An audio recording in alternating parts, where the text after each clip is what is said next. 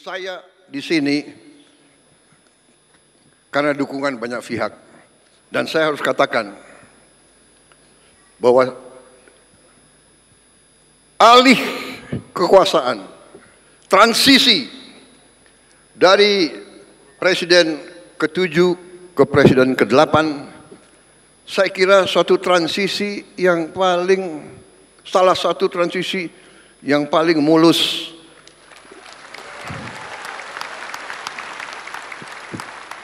Karena itu, saya mau katakan, kita berada di jalan yang benar.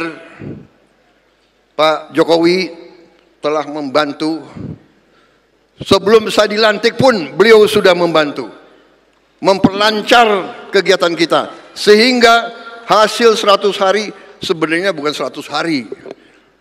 Mungkin ya 200 hari lah. Sebelum serah terima, beliau sudah manggil saya terus. Bahkan jabatan-jabatan tertentu beliau minta pandangan dari saya. Ini saya ceritakan, karena saya ingin rakyat tahu sebenarnya.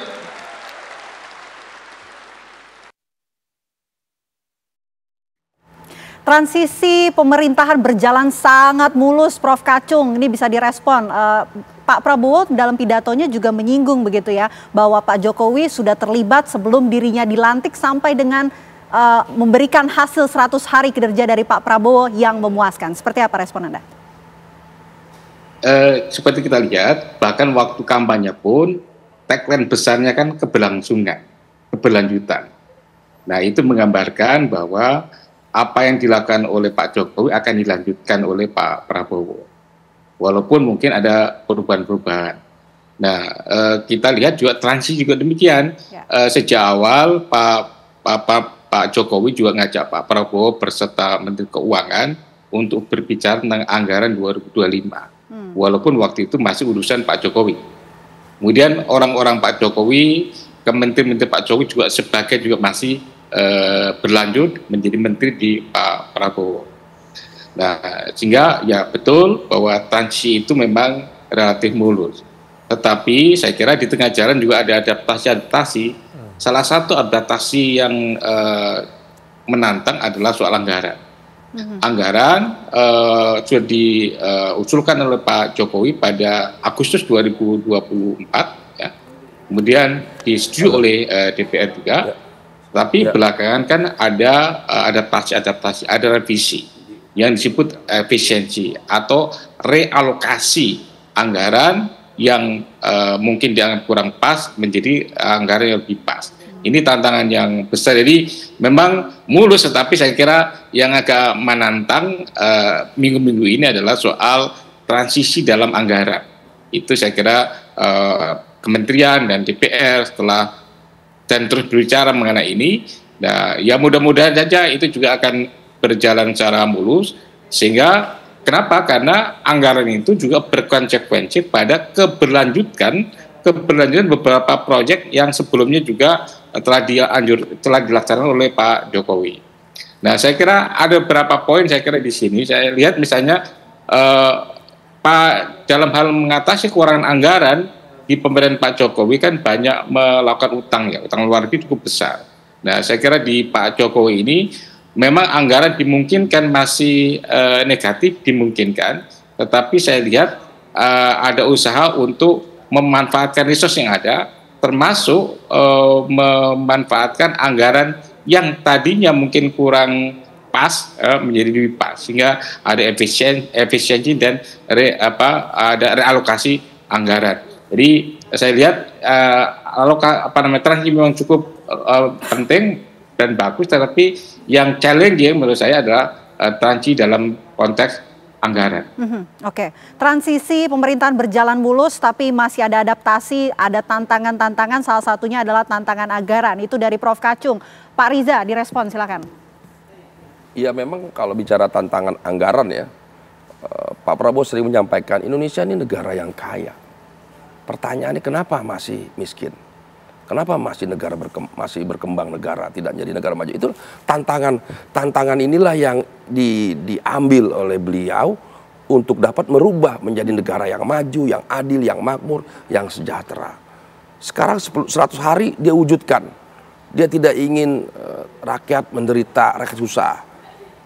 Harga gabah dinaikkan supaya rakyat susah-susah panen nggak laku. Kita sering lihat kan telur dibuang karena kecewa, cabai dibuang karena kecewa petani. Beliau tidak ingin petani itu menderita susah. Makanya sekarang pertanian digenjot, swasembada pangan digenjot, semua nih digenjot. Anggaran juga efisiensi untuk apa? Untuk tadi membuka lapangan pekerjaan, untuk yang meningkatkan produktivitas ya, untuk memastikan swasembada pangan, ketahanan pangan.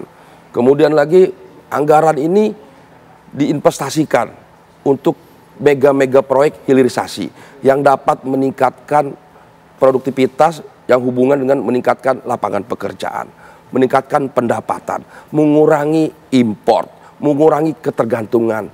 Dan sisi lain dia ingin kita ini proud, bangga, Indonesia bisa begitu loh. Maka yang mau dibikin nanti tidak hanya smelter, tapi juga refinery dan sebagainya. Jadi proyek-proyek mega proyek yang selama ini ada di negara-negara maju harus hadir ada di Indonesia.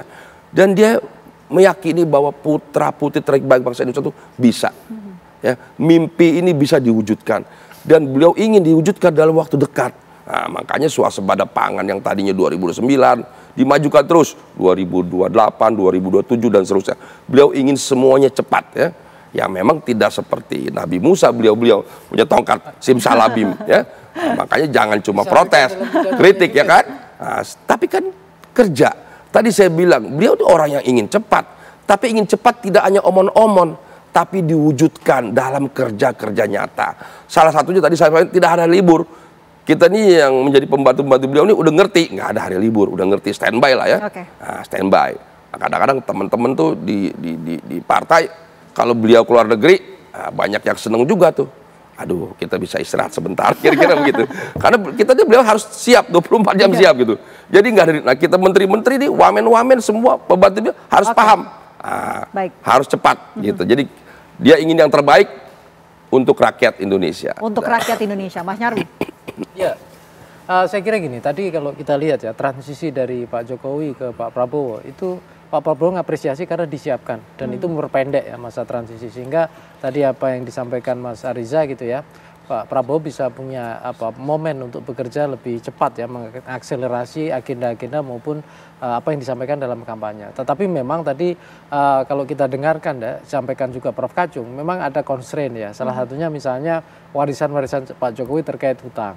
Dan Pak Prabowo saya kira mengambil langkah yang ya menurut saya sudah tepat ya dengan cara efisiensi gitu ya. Kenapa? Karena kan kita simak ya, tentu ini punya dua hal dimensi, Vina ya. Yang pertama itu mentradisikan ya, mengelola birokrasi secara efektif gitu ya, dengan tata kelola yang lebih maksimal gitu. Dan yang kedua ini saya kira juga model kepemimpinan Pak Prabowo saya kira juga ingin mentradisikan hal yang baru ya, bekerja sesuai dengan target, bekerja sesuai dengan hal yang lebih efisien, presisi gitu ya.